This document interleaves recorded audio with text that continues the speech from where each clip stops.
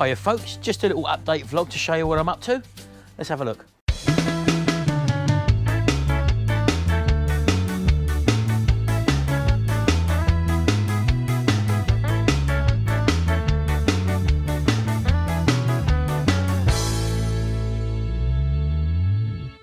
Right, well, as you know, I'm doing some work on the Vauxhall Signum at the moment, and I've been having a few problems with suppliers.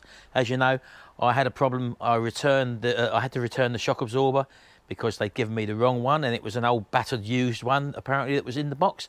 So I took the second one home, and this is what I found on the second one anyway. Well, I've just brought them out here and had a little closer look. As you can see, it is the right shock, but things that do happen when you're buying from a general supplier is, I don't know if you can see the little bracket that sticks out there that holds the brake hose in place, and also the electrical ABS sensor there. It's different there, look. So I've got an issue again there. I'm not going to bother changing it now.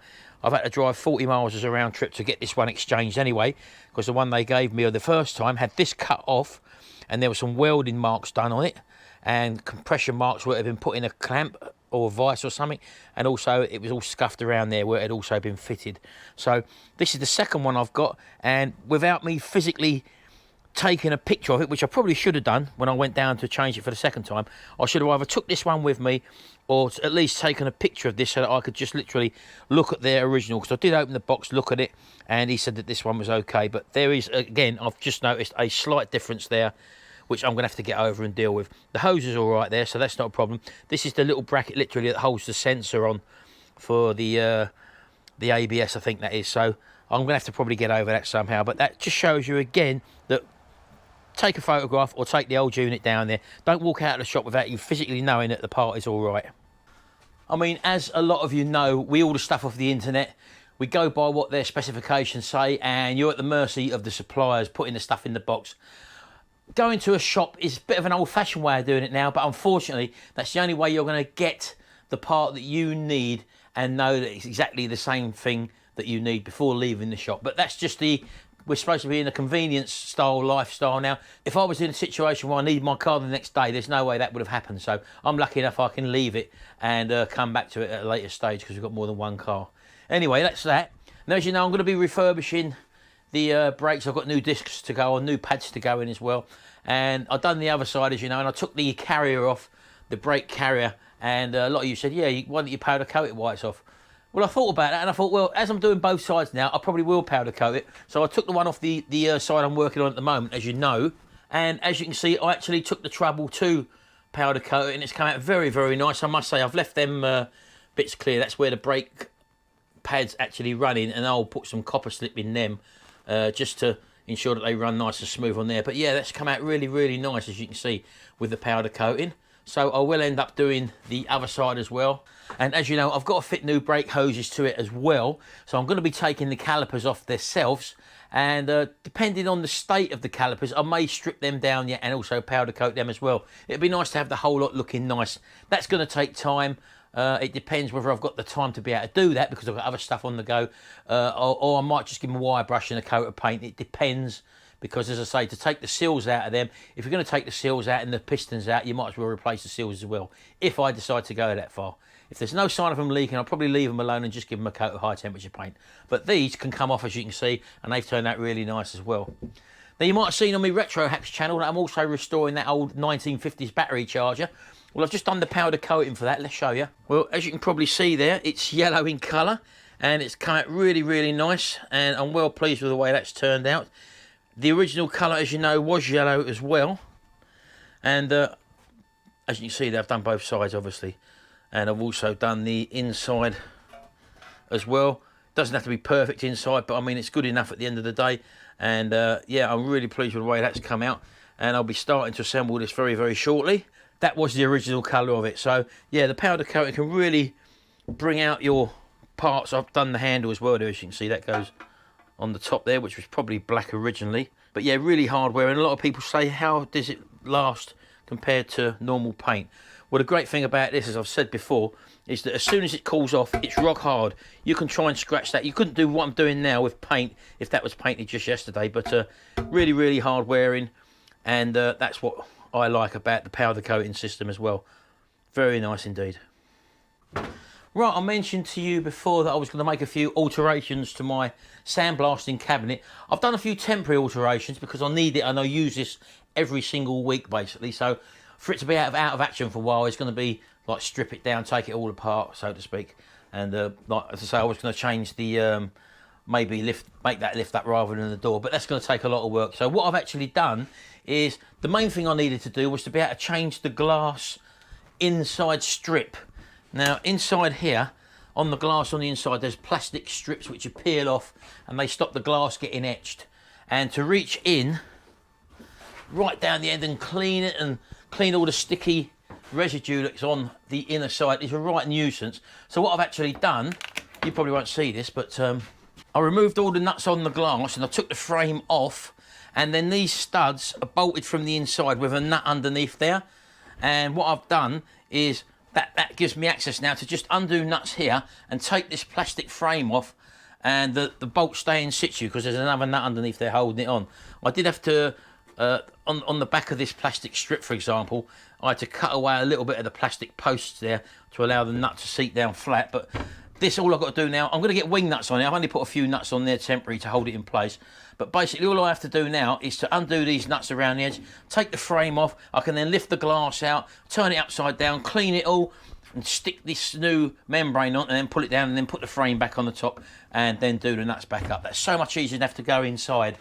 So that's a big modification for me. And looking inside, as you can probably see there's a lot less media in here now, because what I was finding was happening is it was filling up with dust, and the hole for the extract is up on the top corner there.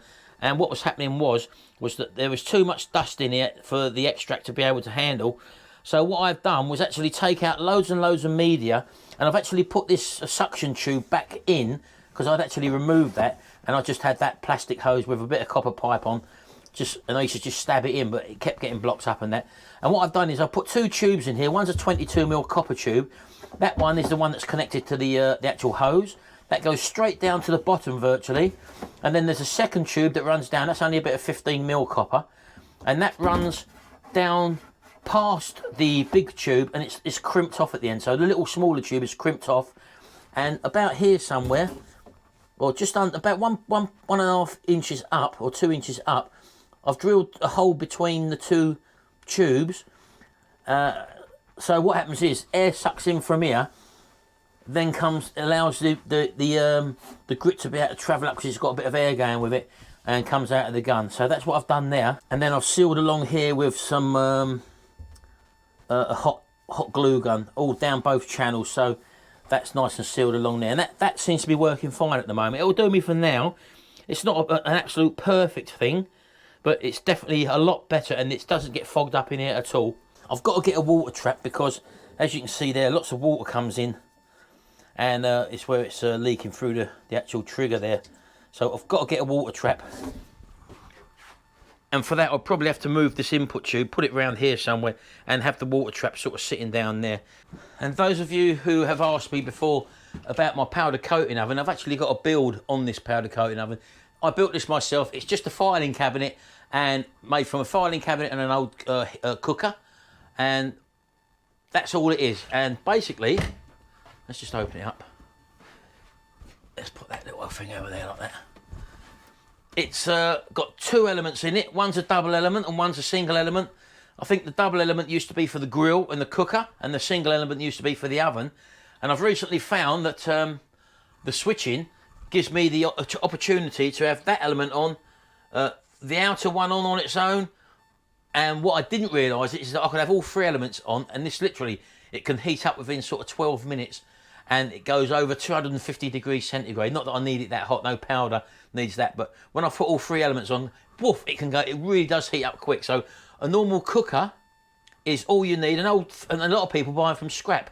I've been on YouTube, I've seen another few people who will probably watch my video who have started building these or done their own one as a result of probably watching my video, and again they've done exactly the same, so it does work.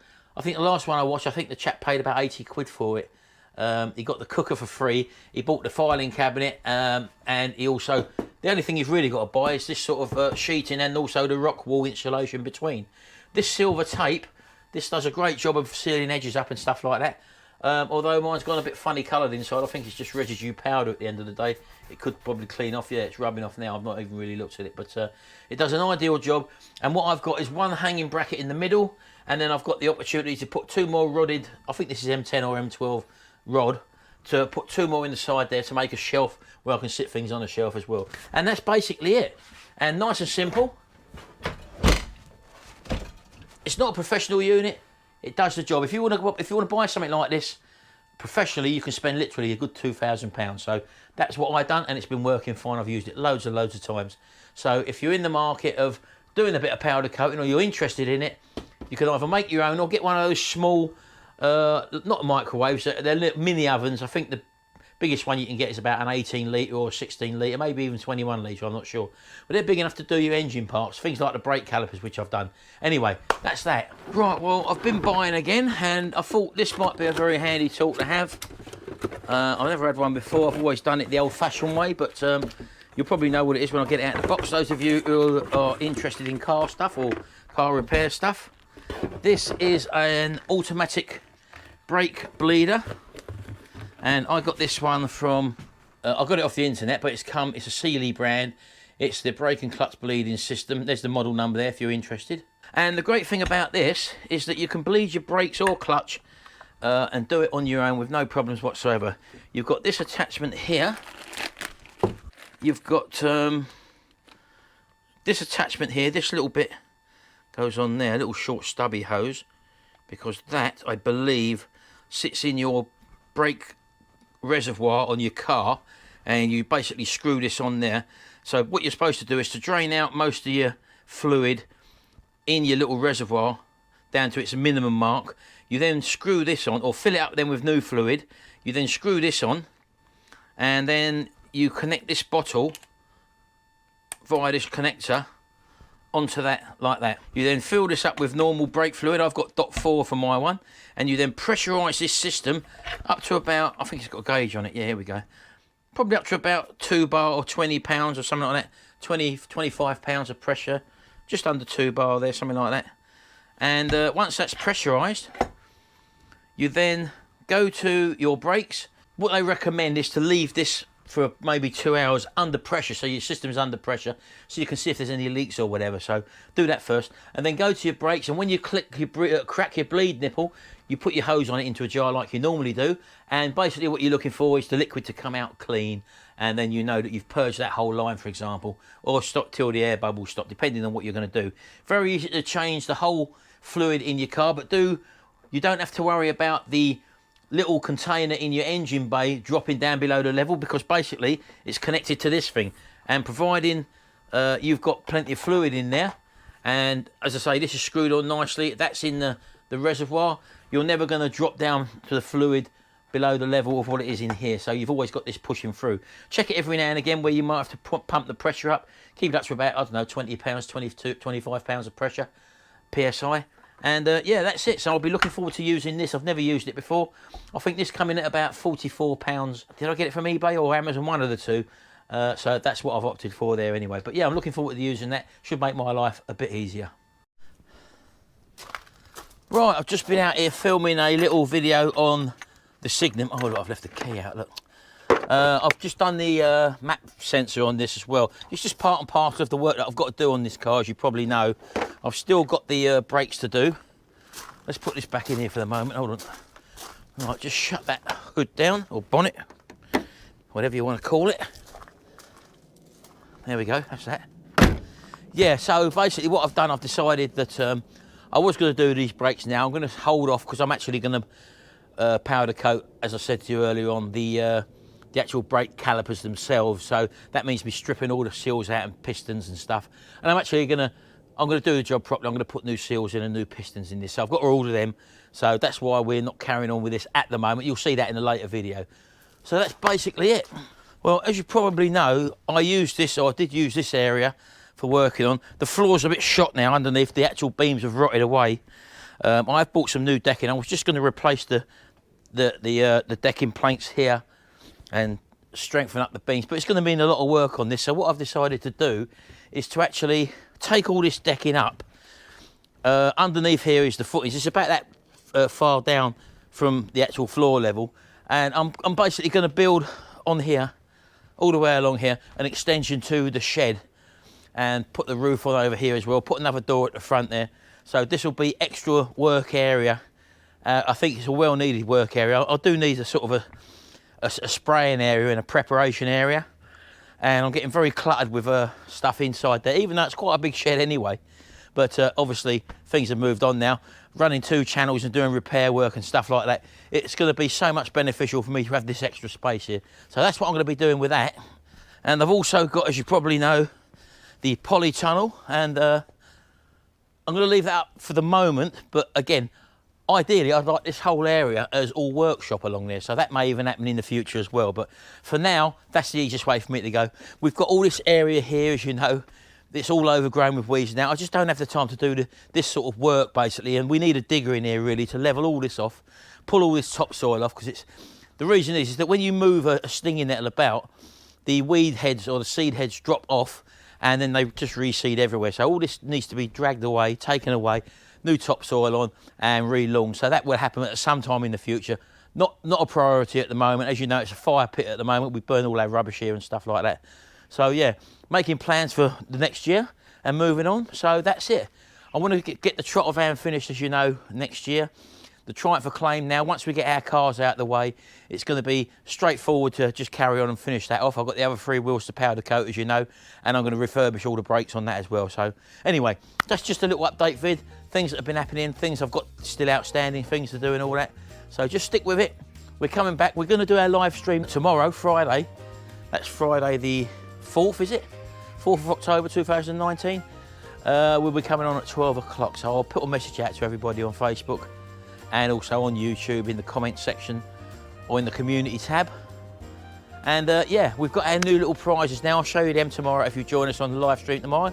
And don't forget, we're going to do the live stream only once a week. It's on a Saturday. All our other videos will start to pick up more and more. It is holiday time at the end of the day, and we've just been doing a lot of leisure time. That's why there's not been so many videos out at this moment in time.